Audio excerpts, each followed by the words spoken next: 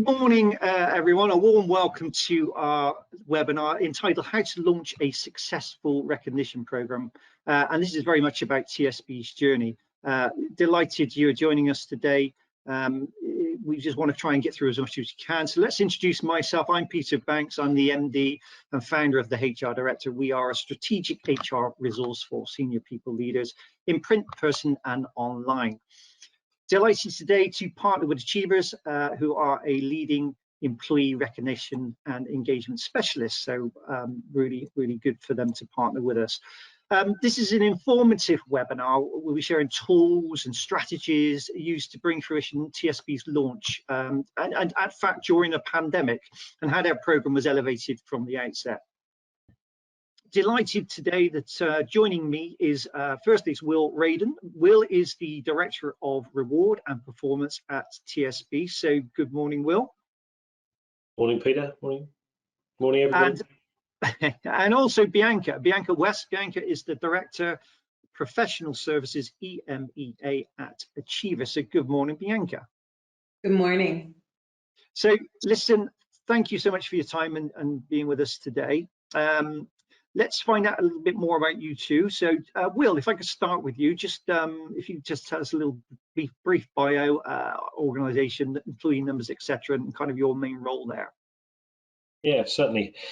Hi everybody. Yes, my name is Will Rayden. I'm the Director of Reward and Performance at TSB. I've been in reward for a long time, 23 plus years or so. I started at Arthur Andersen as a tax accountant, as many reward professionals do and did.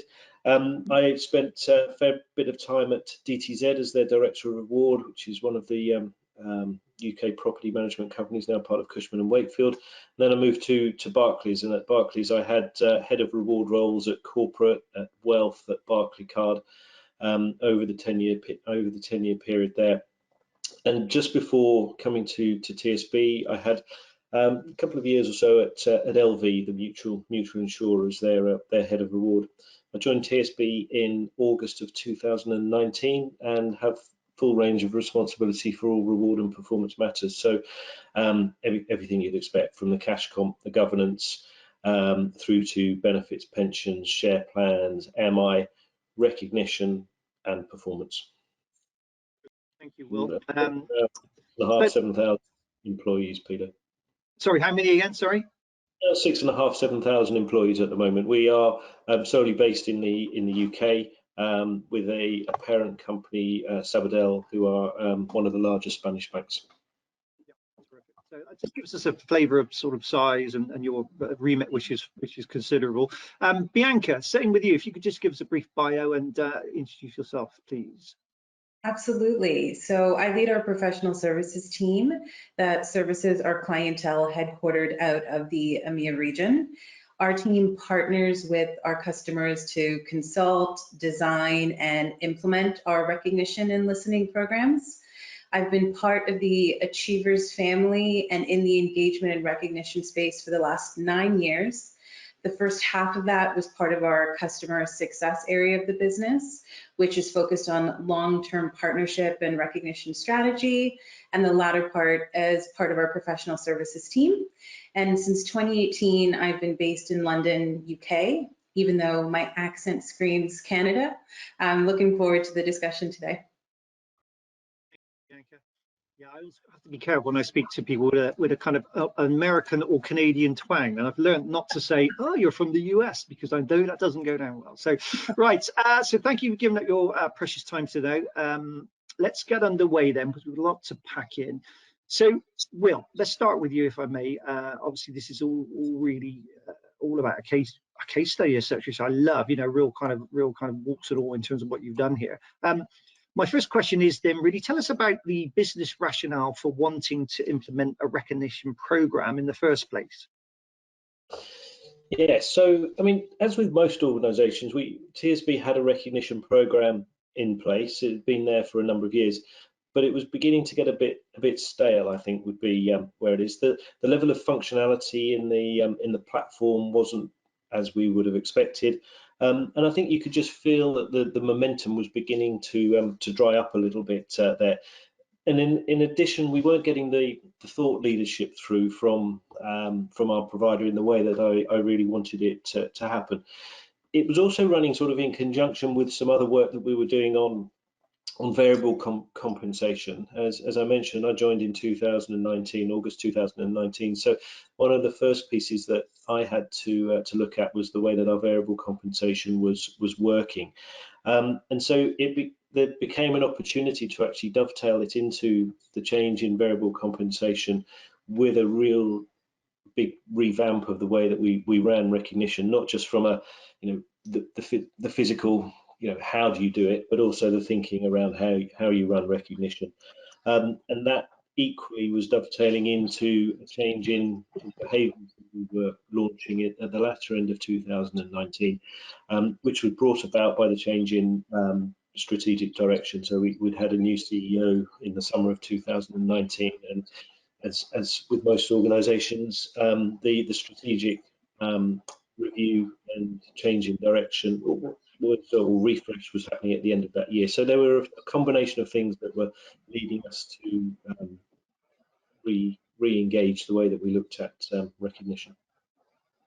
Okay, and obviously this is key, isn't it? I mean, rationale is one of the, we've got to start somewhere. So Bianca, I guess, is that the sort of rationale you see with, generally with your clients, or are there any other kind of key reasons that you see? Absolutely, we definitely see that scenario a lot, whether it's business transformation, responding to low engagement scores, looking for operational efficiencies. Those are really common reasons to want to modernize your recognition approach. However, with the COVID-19 era, as I'll refer to it, remote engagement is really a new challenge for a lot of businesses. And, at Achievers, we know that culture and engagement impact business success and really productivity and bottom line results. And it seems that the challenge for maintaining a resilient culture digitally really began to hit home for businesses who previously were on the fence with that thinking. So, for the folks listening in, whether you're trying to maintain that effective communication that you were able to double down on when you were communicating through the pandemic in its sort of peak, whether you're trying to support new stressors for your employees through innovative features that don't actually need a budget attached to them to help with the culture of belonging, or if you're redefining KPIs is another example for wanting to modernize your recognition program, a long-term partner can really help you hit those needs and also advise you on how best to do it as efficiently as possible. Yeah, I mean, again, this whole thing of partnership and really sort of, talking to experts when you first start out is key, isn't it? So, okay, so let's look at really, so we've talked about rationale. Let's talk about, gaining stakeholder buy-in. And Will, I guess what, give us a little flavour of how that went, and also what were the more challenging aspects of achieving it in the first place? Yeah, I mean, I think the stakeholder management is, we probably went down a fairly well-trodden route, a fairly typical approach. I've outlined some of the issues that we were facing, and around the tiredness of the offering and the opportunity to dovetail into some other elements of our reward offering. And so we went through that stakeholder engagement initially through the change in our short-term incentive program. So, running through with my boss, the HRD, with the CEO, with the wider EXCO members, engaging in with Remco, and also because our stakeholders, I mentioned, our primary stakeholder is our parent in Spain, and so that was a key aspect of this in terms of the short-term arrangement. But then as we were coming to the point of looking at the recognition program as well, it was also bringing in the stakeholders within the business, within our immediate remit. So those senior leaders and those leaders who have the mass populations within our organisation who use recognition and know how recognition was working, and could see as well as us that it wasn't quite working right. The challenge was probably, the biggest challenge was around timing.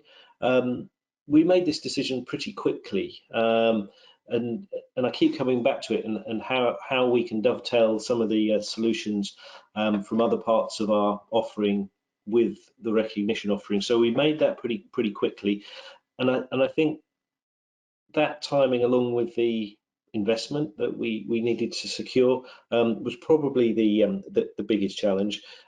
As a result of it, it was deemed that this was a strong investment. This was the right thing to do, and it was also the right thing to get it done as quickly as possible. So those two the timing and the cost were really the two key challenges that we needed to overcome at that point in the project. Yeah, I mean, often not time is one of those things that changes, doesn't it? You know, it can change a whole project. So you know, and squeeze it somewhat, and yeah. I know Bianca has referenced it already. I haven't referenced the pandemic because at this point in time we were still in sort of December 2019, January 2020. You know, we might have been picking up a little bit in the press just in that early part of January, but we were still going ahead for a you know, a normal sort of launch at this point in time. And yeah. Yeah, I know we're going to talk about the pandemic and the impacts in a moment, but yeah, Bianca, back to you then. So I guess from your perspective, the earlier that you're involved, you know, the better, I would say, and kind of what sort of input can you provide to help, you know, to help people kind of work through this? Absolutely, you are right. Your early stage Achievers partners can really leverage our in-house expertise. We have folks across the business who have a deep understanding of HR functions, years of experience in employee engagement, recognition, and change management. And we really want to leverage them when it comes to ROI discussions, organizational change, best practices, and executive buy-in approaches. So ideally, your Achievers partners are working with you to build those business cases. Some of the examples that you just mentioned, Will, whether that be overcoming concerns, as you mentioned, related to timing that could have incurring costs over time. In most cases, we can have a more detailed discussion about how we implement, what resources we recommend on your side, and the actual time needed for them. And that can really circumvent any challenges that organizations have. But, you know, in other cases, we want to build a really strong explanation as to why maybe some short-term pain will result in long-term gain. Whether that's because you're switching what is currently a desperate program with an automated, robust organizational one, which will allow you to remove some of those resources that are devoted to managing those programs and actually put that into a cost-saving program in the long term. You know, some other scenarios that we can help support with is really making sure that we tie the metrics that you're going into your implementation with to some real outcomes that we've seen across our partners that we work with. As an example, one of the recent launch examples that I like to speak to is a technology company that went live with their platform. They saw a 17-point increase in their engagement score within 1 year of their program being launched. So on one hand, it's critical to know what you're looking for and what you're trying to achieve in the platform. And should that not be what you have at your fingertips, like it was for Will, we can help show you some typical metrics and KPIs that you can work towards. No, that's really helpful, and I think those metrics are just so key, and also just to be able to share, with the team and the stakeholders. Okay, let's don't forget any questions. Please do at this stage, if there, please do sort of share, and then we'll ask those for you. Let's run our first our poll. Actually, we're going to run a quick poll.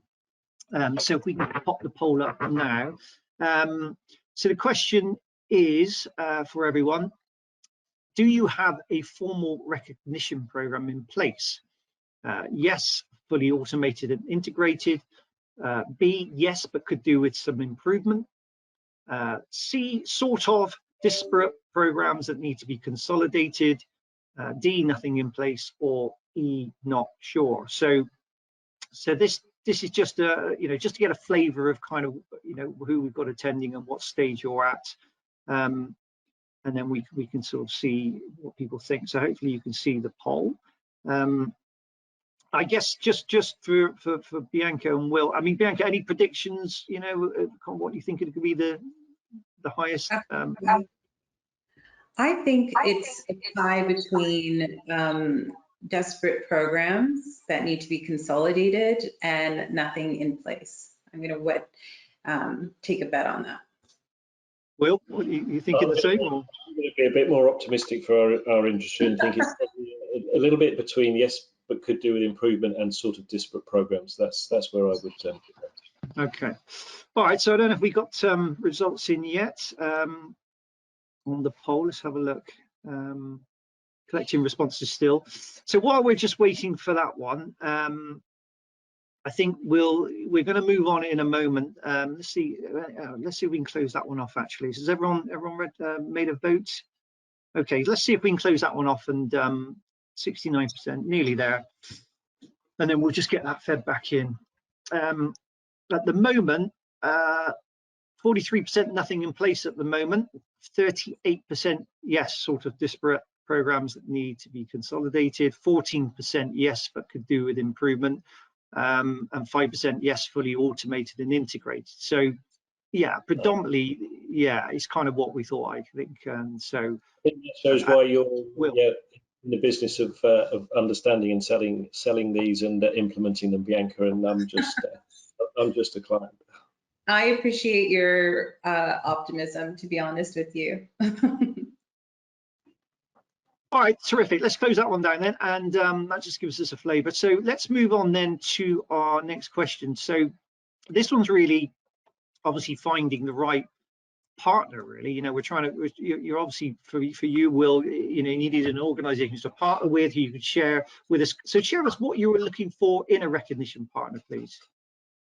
Yeah, absolutely. I mean, it is absolutely critical. I mean, whether it's recognition or whether it's another benefit or whether it's your pension provider. I mean, the choice is varied, you know, and there are lots of opportunities out there, and finding the right one is hard. I think I would narrow it down to three items that we were particularly looking for. There are a lot of others, but I was looking for a market leader in the field. As I mentioned, you know, we had a program that was good, it was fine, it had worked, but I was looking to up it a little bit, and so somebody who was the market leader, who had the thought leadership as well, who was able to provide us. I'm not a recognition expert. My team are not recognition experts, so I'm looking for somebody who is a recognition expert and is able to bring to us the thought leadership that we need to actually drive our program forward. Secondly, around a technology offering, we wanted to ensure that the technology offering was at the level that we were aiming for. I mentioned the strategic review that we had across the organisation. As with most organisations, we were really aiming at significant uptick in the way that we provided tools, technology through a digital offering. So that had to be right for it, and it had to have the ability to go from where we were launching and further. So the digital offering was really important. And thirdly, it was around the implementation. You know, you can have the great thought leadership, you can have great technology, and then you don't put it in properly, then that, you know, you might as well not have started in the first place in many respects. And that needs to be both sides, not only the capability from the provider that you're partnering with, but you've got to remember, you've got to have it on the other side as well. You've got to have good, strong project management and implementation resource in your own organization, because one-sided, you know, a consultant can push and push and push and say, do this, we're going to do this in this time. If you've not got the right people doing it in-house at the same time, it's almost worthless again. So those three things, the thought leadership, the digital capability, and the implementation resource would be the three things I was looking for. And Bianca, you know, it's a two-way you know, journey here. So can you, I guess, share with us when you were approached, why you felt you were the right fit for what TSB, you know, were looking for? Absolutely. And to be clear, there's a team of folks that partner with our customers at different stages of their life cycle with us. But even based on what Will just explained, we have many other clients that were facing the same challenges and have the same needs for their partner. And as from Achievers' perspective, we've addressed a wide spectrum of customer challenges related to recognition, global workforces, culture resiliency, and we draw from all of those experiences and share those solutions back with our customers. So it's a real confidence in knowing that we can actually solve some of the opportunities, I should say, that TSB were looking for. And another differentiator is the fact that we have a shared accountability for the success of the program when you partner with Achievers. It doesn't just stop at implementation, it's through the life cycle of your partnership, which I think we'll get into a little bit more later. And that really is why Achievers leads as far as quality of service for the recognition technology space. We are measured on the adoption of the platform, the amount of recognitions that are flowing through, and of course, not in vain, it needs to be a success measure that you're also interested in, and that is a reflection of the culture that you're looking to drive. But our main metric also is our customer satisfaction. So our global professional services team saw a 94% customer satisfaction average in 2020. And I think we can all appreciate that that might have been one of the hardest years to do business. And that's something that we're really proud of. We want our customers to really be a reflection of what we're striving for, which is to be your partner. So a little bit of it is bold confidence, but we've done it before. So TSB was a perfect opportunity for us to do it again. Okay, and yeah, I will come on to a little bit about what you do sort of along the journey, but that's good. Listen, we've got a question in which I'd like to share. So the question is, if the overall effectiveness of the program consists of a combination of technology, functionality, and emotional engagement of employees, how would you assess the percentage split between the two to make 100%? So, well, Bianca, do you want to come back on that one first? And just to be clear, the question was, how do we understand that the technology is working well as the employee sentiment about the program? Is that a good way to understand the question? I think so. If the overall effectiveness of the program consists of a combination of technology, functionality, and emotional engagement of employees, how would you assess the percentage split between the two? Yeah, well, I will acknowledge that question is great. We see our implementations as much a technology project as a change management one, and it's twofold. We are going into building the platform in its most elegant format. I'm using elegant over simple, so that it's easy to access, use, maneuver, and it can be easily adopted. And that's something that we can actually track employee sentiment against through surveys, through feedback requests, things of that nature. From the other side of it, it's sometimes hard to know if your employees are enjoying a system that you're putting in place or not. And that's why we recommend really firm measures. So if you have a recognition question in your engagement tool, or engagement survey, sorry, and you can actually specify what you're looking to get out of it, such as, do you enjoy the recognition platform? Does recognition from your leader change how you feel about the platform? Do you feel a sense of belonging when you feel recognized? That's how you can start to understand your employee sentiment as it relates to the platform. So we absolutely don't want to do pie in the sky assessments. We want to work with real data, and we can use our functionality to do that, or you might already have systems in place that we can embed that feedback loop into. Great. Will, did you anything to add, or did you? I mean, I think it does come down to the measurement of some of those KPIs and some of the drivers.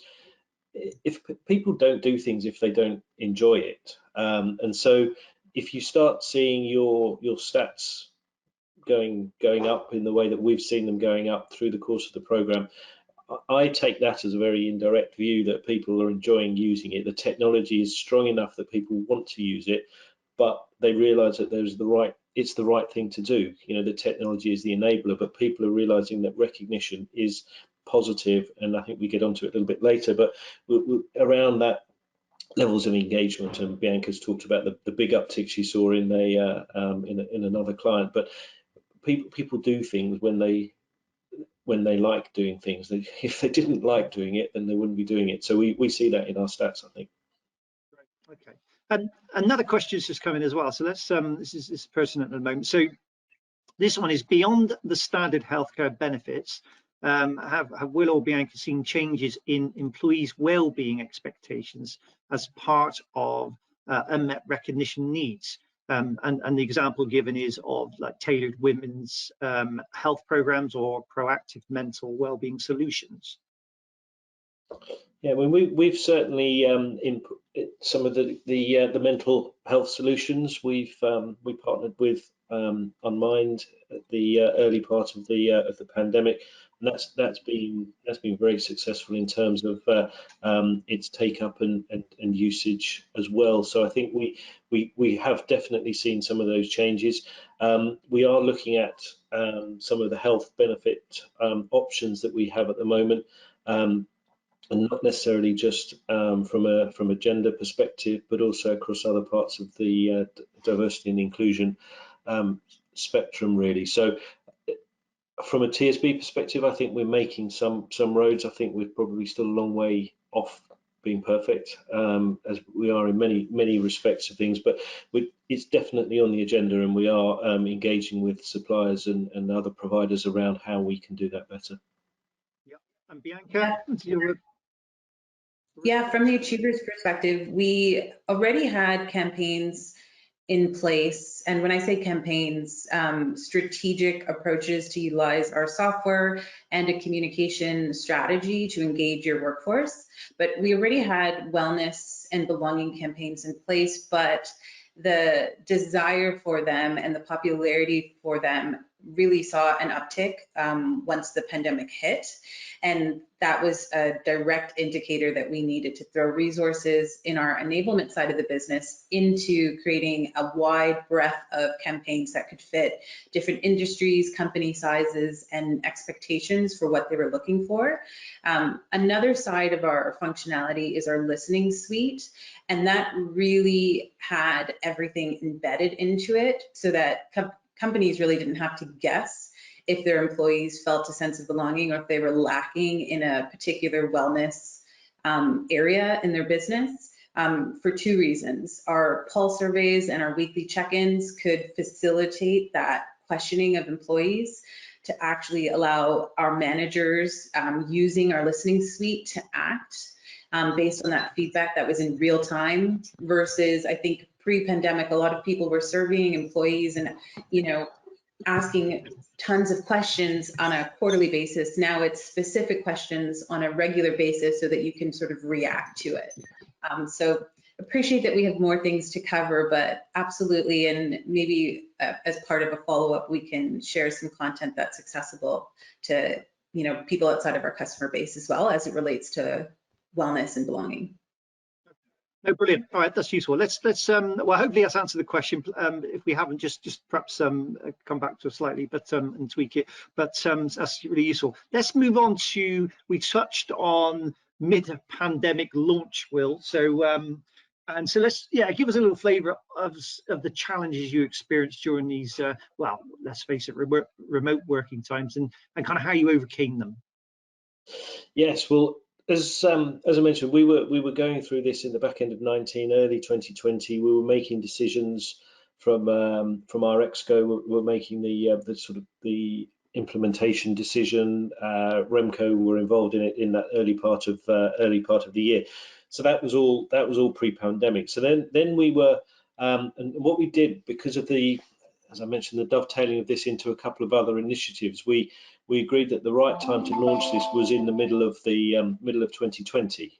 So we set ourselves, the end of Q2 2020, and we were still going through the commercials with Achievers, in sort of February and the middle part of March, all thinking that this was going to be reasonably straightforward. We knew the implementation methodology that we were going to be going through, and as I've mentioned, I'd been part of an implementation with Achievers at a previous organisation, and so knew that very well, and knew that that initial stage of the implementation methodology was an excellent bit. It was effectively a 2-day workshop. We pulled 15, however many people from our side. There was the same sort of resource coming from Achievers. We all sat down in a room for a couple of days, and we cracked through loads and loads of things. And so as we were going through the final bits of the commercials before we started off the project, the pandemic really hit, and then lockdown happened.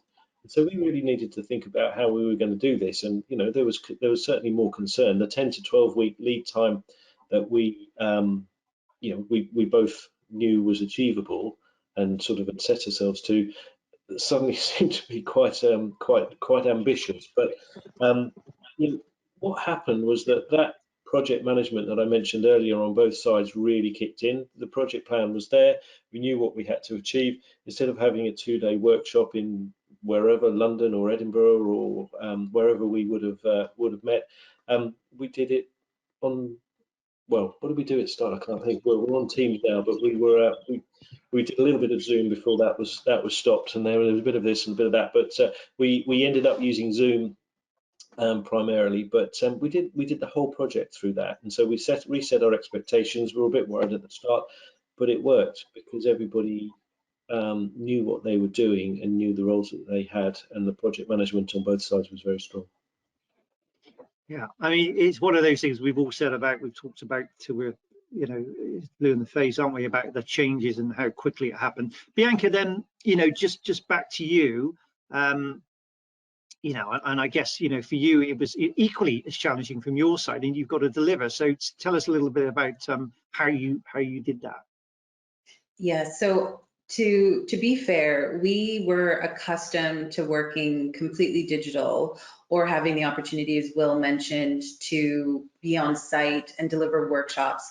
And we typically go in that fashion if we want to create some more buffer for our customers to be able to have more decision-making time. So I will say that was already part of our implementation methodology, but really where I saw our team managing through the pandemic differently than before was having a really clear understanding of how their work was actually driving cultures in a more positive way. A really good metric to sort of define what I'm trying to say is that early on in the pandemic, Achievers saw, I think it was just about 50% or just under 50% more recognitions flowing through our entire customer base of programs. That's over 3 million people across 300 clients. So it was a lot of really clear analytics that the team could rest on to know that what they were doing mattered, even as the world was seemingly crumbling around us. So I think what that allowed us to do was, knowing that we had a really strong implementation methodology, we could be flexible and adaptable and meet our customers where they were. As Will mentioned, we became very familiar with knowing that customers were mobilizing in a different way by going completely digital or doing collaboration projects online. So our intention was to make sure that they felt that they could trust in the fact that we had a clear drive forward, but that also, their practices and things that their team as individuals needed was front of mind for us. Yeah. Don't forget, please do share any further questions you've got as we go along, and we can go from there. Will, did you have anything to add then, or was that, sorry, you just popped back up there? But no, just acknowledging what Bianca was saying. I think it was that joined up collaborative approach, in that early stages, certainly from our perspective, which helped us through.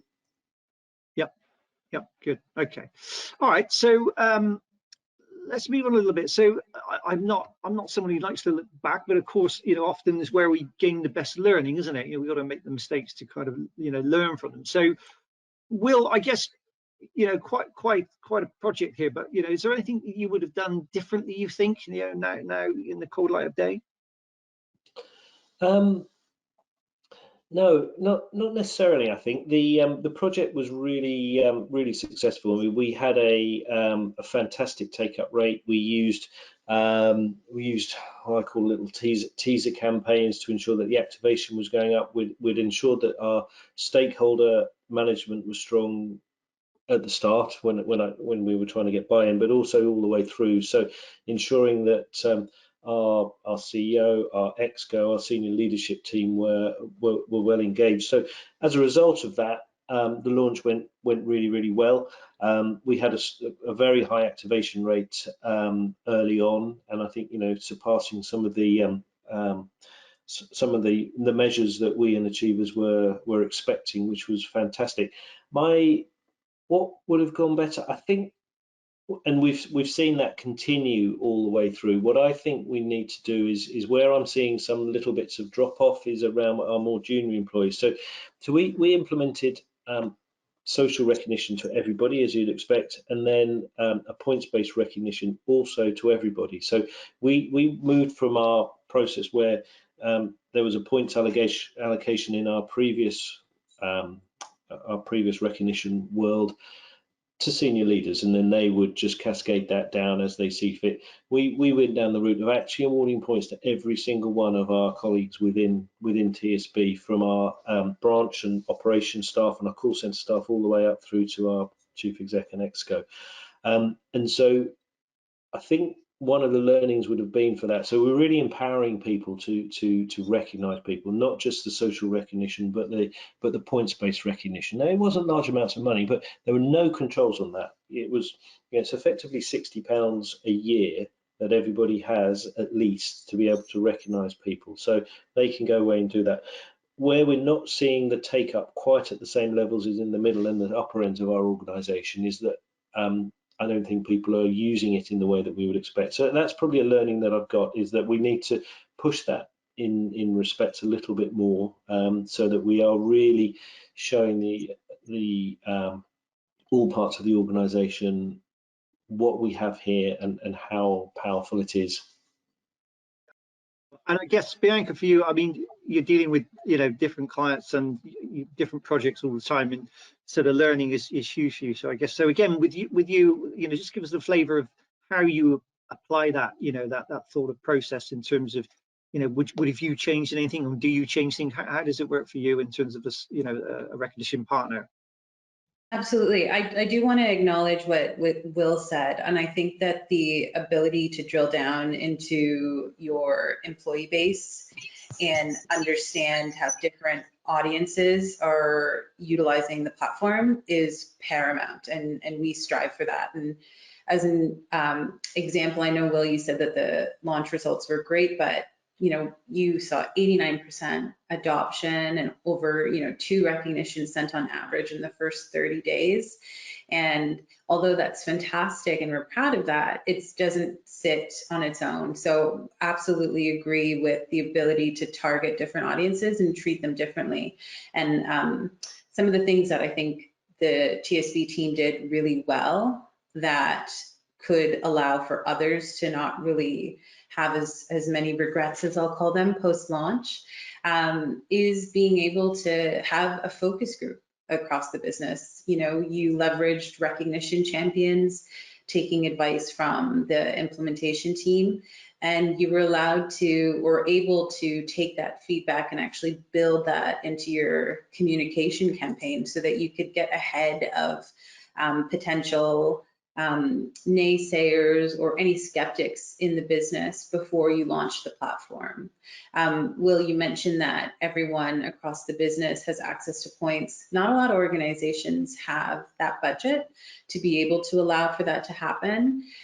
So one of the things that we look to do in implementation is ensure that we have non-monetary features that are there to drive adoption and a connection to the system. An example of that is, you know, our coffee chats, where you can be linked up with people across the business on a regular basis to connect. To circle back to your original question, Peter, you know, what are some things that we can see as challenges in implementation? It really is about understanding what your short-term goals are and separating that from long-term. One of the ways that our services team is set up is that in implementation, we're focused on, you know, your 30-day goals, but your customer success manager who's with you throughout implementation is there to pick the ball up as soon as we go live and continue to drive some of the things that you can now focus on. And that really is our intention. We create a team so that rather than sort of being regretful, we can target different things and build that into a plan of action. Okay, brilliant. Okay, thank you. Just a question in actually, which is sort of referring back to our poll actually, interesting enough. So this one is really with sort of 45%, you know, showing then nothing in place on the poll. Do you think this is due to smaller companies not having much in place at all compared to bigger companies? Who wants to, Bianca, do you want to sort of share your thoughts on that one? I think it's due to a couple of things. If you're not being driven by the business to respond to recognition, it's definitely something that can fall off your radar. Or you have a bunch of different things going on in the business that you really don't have your hands around to understand if they're working or not. But typically smaller organizations don't have the same resources that are dedicated to thinking about employee engagement in the same way that larger organizations are. We find that our smaller organizations, we're partnering with teams that have multiple responsibilities across the business, and their recognition and engagement platform is another add-on. So if you're in the camp that is hesitant to just dive into building your recognition solution because of lack of resources, by partnering with a provider like Achievers, we can sort of take a bit of that stress off of you and guide you through the processes as we've talked about today. So in case I become long-winded, I'll leave it there. I think Will? the important piece for me is it's not just a recognition program. That it's not there as a standalone item. It's not there to have that thank you. That is a really important part of it. But I think the interaction with a lot of other pieces, and we've talked a bit about engagement here, but I think that, and you know, Achievers have done the studies and they have the data set behind it that shows that, you know, engagement has an impact from recognition, I think is really important. And what we're finding now, and this doesn't need to be, you know, we're a mid-sized organization, but this can happen with any organization, I think, and should happen with any of the interaction now from an MI perspective with so much more data that you've got. You know, we're beginning to link up our recognition with our engagement, with our attrition, with our you know, line management learning uptake. You know, oh look, and you're just beginning to see the correlations there. And I think recognition becomes quite an integral part of that when you start putting it in and you start seeing, you know, really big positive activation levels, and you know, people getting well over 100 recognitions a year. That's not because they're great, it is because they're great, but it's because people are recognizing that they're great, and the feel-good factor that brings drives on the engagement, drives on the you know, the first year attrition levels being lower, etc., etc. So I think it's there's an important much wider scope than just putting in a recognition platform. I'd really urge organizations, large or small, to have a look at that. Yep. Okay, good. And then another question, actually, which while we're here, so what risk is there that including financial reward tarnishes pure recognition, or do you think it's an essential motivator? Yeah, I can. Oh, go ahead. Sure. Okay. I mean, from my perspective, we thought about it, we talked about it. I don't think it tarnishes, but you've got to be careful that it is balanced properly. I mean, we have a social recognition and a points-based recognition, and the social recognition works in exactly the same way. It's worked off the same 4 sets of behaviours. It's just there's just a little bit extra, and I think everybody likes to have a thank you, everybody likes to have a pat on the back, everybody likes to have an email and a well done, but also people like to get effective £10 in their pocket. You know, that's somebody saying thank you with a plus on it, and little bits like that, I think, just go that little way. You know, and if somebody gets 5 of those, then they've got £50 to spend, and the catalogue of it could be anything. You know, you could turn it into some sort of cash, but more often you go and you spend it on something that you actually want and value. And I think if it's done in a balanced way, it's not jeopardizing the record, it's enhancing it. And I've just also add in one thing. The one bit of functionality that I really loved within the Achievers platform is the boost functionality, which allows me to go and recognize somebody in the organization and say, congratulations, here's £10 or 100,000 points, and then somebody else sees it because you see it on the live feed, and the live feed says, oh, that looks brilliant, I don't really know that person, but potentially as a senior leader you read it on the live feed on the platform and you think that's super, and you can boost it. So that means that you can just add a little bit extra to the original achievement, and you can do that through boost a social or boost a points-based one. And it's just little bits of thank you that somebody in a senior leadership role in the other part of the bank actually is recognizing you, and you might never come across them. Nice bit of functionality. Bianca, did you want to come in on that one? Yeah, I'll just quickly say, because I agree with all of the points Will just said, that our healthiest programs are defined by the social or non-monetary recognition. The points-based recognition is a nice to have, and it definitely helps early on with incentivizing folks to get into the business, but that can't be the backbone of the platform.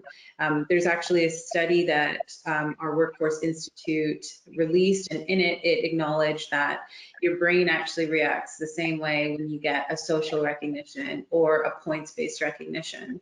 And it really is that recognition moment that we want to spend a lot of time helping to craft the messaging behind when you're implementing your platform. What good recognition looks like, how to keep that in mind, how managers can lead in recognition behaviors by demonstrating that they're acknowledging what their team is doing, as Will mentioned with the boost. So it definitely is a great piece of functionality should you have the budget for it, but it does not only define what good looks like. We've got a few more questions, but we'll move on just in because of time, and I'm pretty sure we can fit these in at the end. So please, keep coming in. Let's move on to the classic kind of ROI. It's a new program. So Will, I guess, how have you measured success? What sort of results have you seen? And I guess we're not just talking monetary. Yeah, no, definitely not monetary. From our perspective, I think it's been embedded really well. It's become the fabric of part of the fabric of the organisation.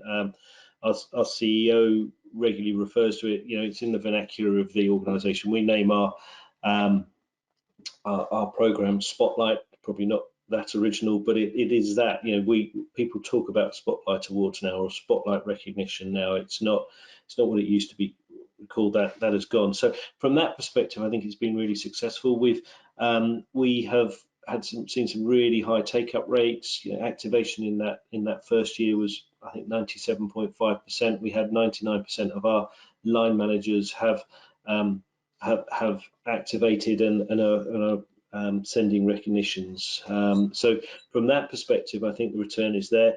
We're beginning to see some of the linkages, as I mentioned, around engagement, through our surveys that we run twice a year. We're really beginning to start to see some movement in that. I'll be honest, I don't think we can put it all down to recognition. I think that would be wrong. There are other things that are happening, but it definitely is a positive. It's a positive move and momentum, and I think it just allows us to use the platform and Spotlight as a whole now on other initiatives, and we're beginning to see that. So many of you might see we sponsor the Pride of Britain Awards, so we have an internal recognition campaign around that, which is over and above our regular recognition. So we use that platform to do that. So the return on that is hard to measure, but it takes an awful lot of hassle and admin out of doing the nomination process. That's for sure. I mean, again, how tech can kind of deal with those kind of more difficult admin type things. Bianca, just from your perspective, and following on from what was said, what typically do you see with your clients? Any other successes you can share? What sort of returns?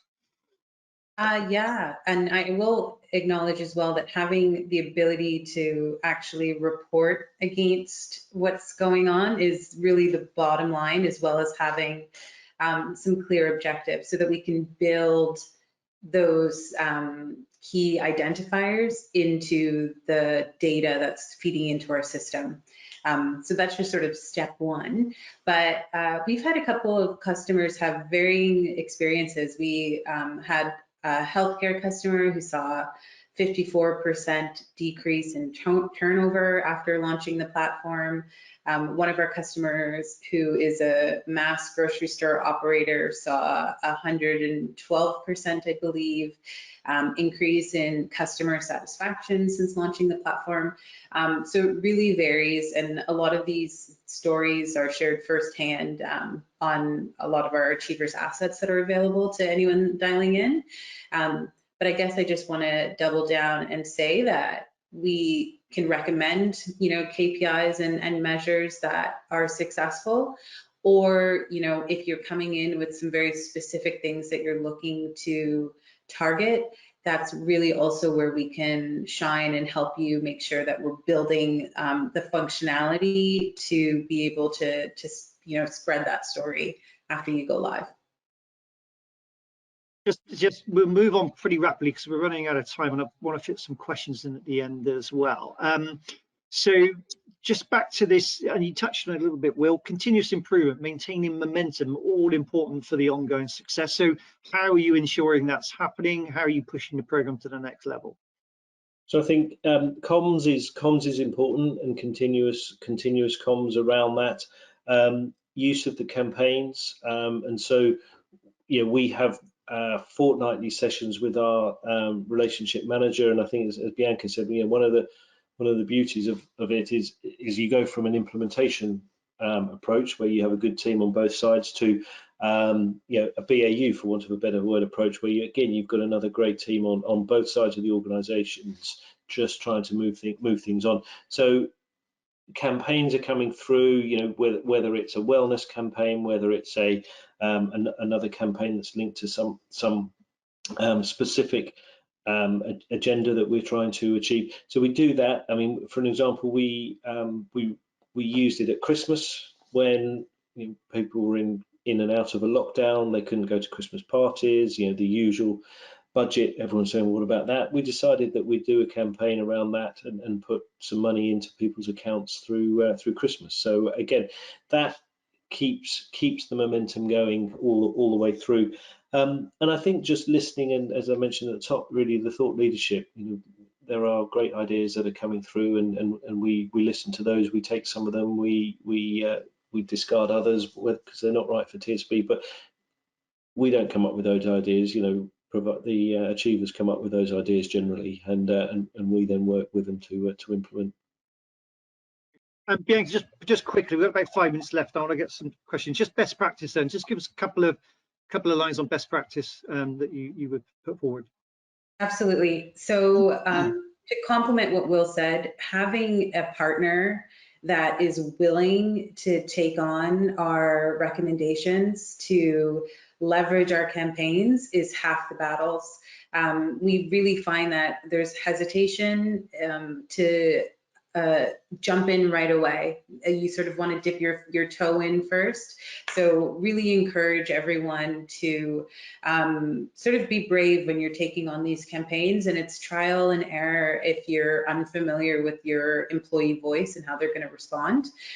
But again, our customer success team is meeting with our partners regularly to ensure that we can build annual, not campaigns, but annual sort of strategic calendars to execute on. So we don't need to, let anything fall by the wayside. Appreciate timing, so I'll leave it there. Great. Okay. So let's just quickly fit these questions in, if I may. So do you find line management are reluctant to award or recognize their employees because they find it difficult to manage that process from their own character, personality, style perspective? If so, how have you managed that? It's probably, Will, it's probably a good one for you, I would have thought. I think that in a way it comes back to the technology and the comms. We have in place now something that is simple. Line managers can pick up their phone with single sign-on. They can be in the app and making a recognition, within seconds. And so that really goes against the previous methodology, which was nomination, approval, blah blah blah. People can recognize now, and that's not just line managers, that is everybody in the organization can go through the app or through their portal on the intranet and make that recognition easily. And if we continually communicate and message that, then I think it gets over people's concerns around it. You do have pockets of people who don't do it, and that goes back to Bianca's point. We've got the MI. We know who doesn't recognise now. We know who does recognise, and we can drill down into that, and we can then actually go and do gentle nudges and comms and campaigns to that particular population. Yeah, and similar just on that, I mean, it's pretty much similar, but someone else asked the same sort of thing, sort of, while some managers are better saying thank you, some are not, and how do you filter that through? So I think you probably just about covered that, I think, but okay. Bianca, any thoughts on that one? Yeah, I'll quickly just say that there are ways that our software allows managers to actually see what their team is doing. In most cases, they wouldn't be able to, especially working remotely, but even prior to, they might not be on customer site with their, consultants or sales reps. So, when someone else is recognizing your team member and you can be automatically notified that that's happening, the engagement with the recognition also really matters, whether you're liking, you're commenting, you're bringing it up in one-on-ones. So it's really a group effort to making sure that managers have access to these great moments, not just them being the ones spotting it. All right, thank you. We are pretty much out of time. So we've got about a minute to go. So I'll just we'll sort of finish up there, and literally, I was going to ask one more question, but we can come back on that one, but to you at the end. Thanks, Will and Bianca, for your time. Really appreciate it. Thanks, you guys at Achievers, for partnering with us. We will have a recording of this, which we'll share with you afterwards, so don't worry about that, so you can share that through. Thank you all for watching and taking part, and your questions, and I hope you join us another time for another webinar in the future. So, well, bye for now, and we will come back to you on any questions we haven't covered. We'll come back to you afterwards. So really thank you for your time, and thank you too. Thank you.